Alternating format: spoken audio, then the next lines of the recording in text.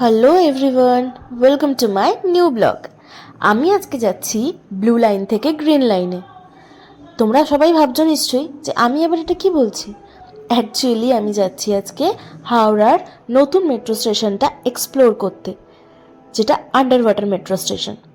So আজকে আমি একা যাব না, আমার সাথে যাবে প্রদীপ এবং ওর দিদির ছেলে, যে এসেছে দিল্লি থেকে স্পেশালি এই মেট্রোটা চড়তে। আমার বাড়ি থেকে সেক্টর 5 বা শিয়ালদা মেট্রো স্টেশন থেকে মেট্রো ধরে হাওড়া যাওয়া যায়, কিন্তু ওই লাইনটা এখন অবধি চালু হয়নি। সেই কারণে আমরা ভাবলাম যে মহাত্মা গান্ধী মেট্রো স্টেশন থেকে মেট্রোটা ধরবো। যেমন ভাবা ঠিক তেমন কাজ। আমি যে বাসটায় উঠেছি এই বাসটা শিয়ালদা হয়ে যায়, আর শিয়ালদা থেকে বা ওরা দুজনও একই বাসে উঠে পড়বে। নেমে পড়েছে বাস থেকে এমজি মোড়ে। এবার হেঁটে 5 মিনিটসের মধ্যে পৌঁছে যাব এমজি মেট্রো স্টেশনে।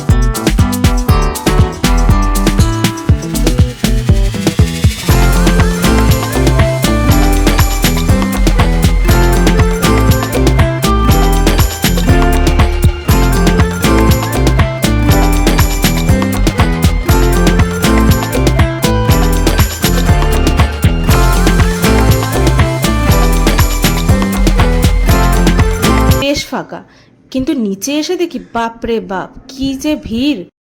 এখন কি অবস্থা এর, এখন সবে এলো মহাকরণ।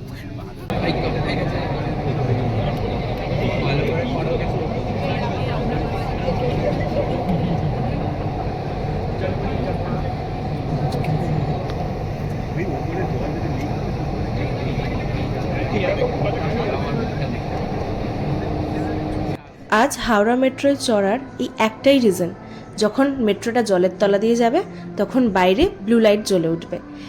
এই স্পেশালিটিটা দেখার জন্যই আমি এত ভিড়ের মাঝখানেও মেট্রোতে উঠে পড়েছি।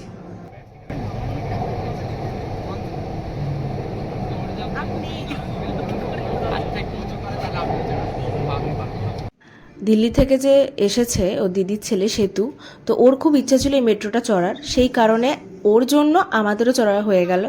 আর এসেছি যখন জলের তলা দিয়ে, এবার আমরা প্ল্যান করলাম যাব জলের ওপর দিয়ে। জলের ওপর দিয়ে মানে ভেবো না বাসে করে যাব, কিসে যাচ্ছে সেটা তোমরা দেখতেই পাবে সাথে থাকলে। কিন্তু তার আগে দেখো এসকেলেটারে ওঠার জন্য কি ভিড়। তো এসকেলেটারে কোনো রকমে এই ভিড়ের মাঝখানে তো আমরা উঠে পড়লাম। ভিড় এসকেলেটারে উঠে ওপরে গিয়ে দেখি আরও 2খানা ফ্লোর রয়েছে, আরও 2টো এসকেলেটার চড়ে উঠতে হবে। তো এত ভিড়ে বারবার এসকেলেটার চেঞ্জ করার থেকে আমাদের মনে হলো আমরা লিফটে করে একেবারে টপ ফ্লোরে চলে যাই।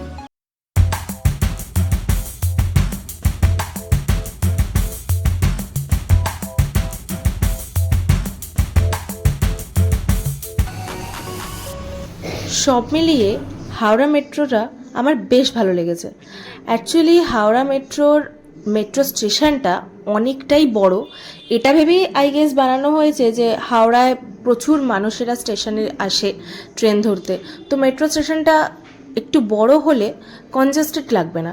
তো বেসিক্যালি আমার মোটামুটি ভালোই লেগেছে, ফেসিলিটিগুলোও ভালো আর খুব নিট অ্যান্ড ক্লিন, এখনও পর্যন্ত নিট অ্যান্ড ক্লিন রয়েছে।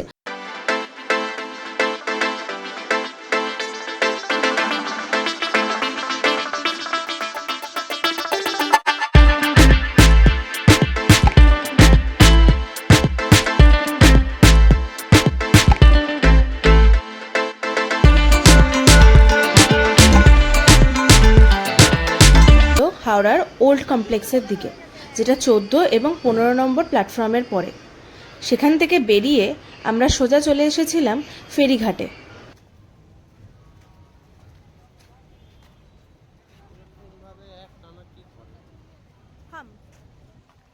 এই হাওড়া স্টেশন, হাওড়া ব্রিজ, হাওড়া স্টেশনের ট্রেনের আওয়াজ এই সব শুনলে মনটা কেমন ঘুরতে যাওয়ার জন্য ব্যস্ত হয়ে ওঠে, কিন্তু এখন সেটার কোনো উপায় নেই। যাই হোক, তো আমরা চলে এসেছি ফেরিঘাটে। এখান থেকে আমরা যাব আইরিতলা। আমরা 6টার মধ্যে ফেরিঘাটে চলে এসেছিলাম, কিন্তু আমাদের ফেরি ছিল 7টার সময়।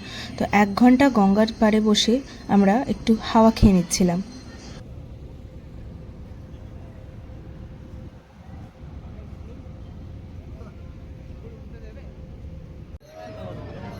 উঠে পড়েছি ফেরিতে। এতটা পরিমাণে ভিড় ছিল যে আমরা একটাও বসার সিট পাইনি, অগত্যা আমাদেরকে দাঁড়িয়ে দাঁড়িয়েই যেতে হলো।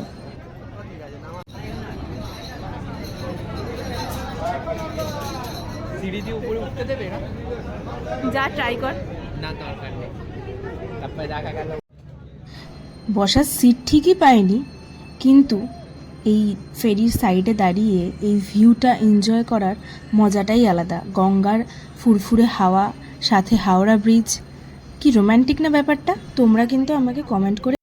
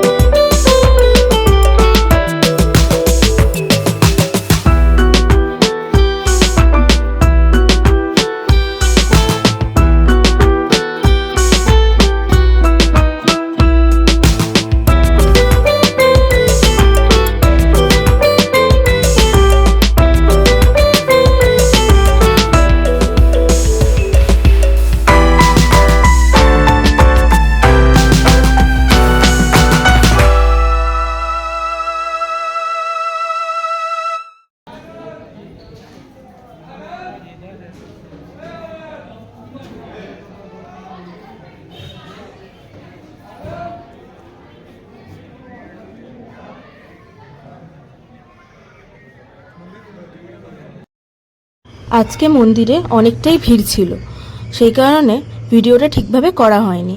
কিন্তু যারা ভূতনাথে আসবে তারা জেনে রাখো, মন্দিরের ভেতরে কিন্তু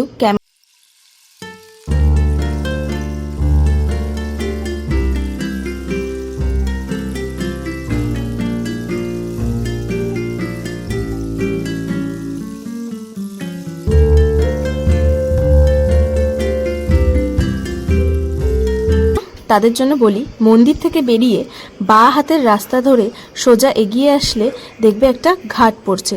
ঘাটের ঠিক কর্নারেই এই দুটো দোকান। খুবই ফেমাস এখানকার লিট্টি চোখা এবং কেসারিয়া চা।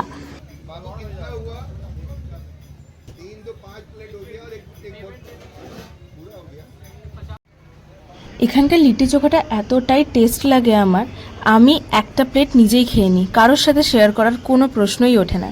সেই কারণে আমরা নিয়ে নিয়েছিলাম 3 জনে 3 প্লেট লিট্টি চোখা।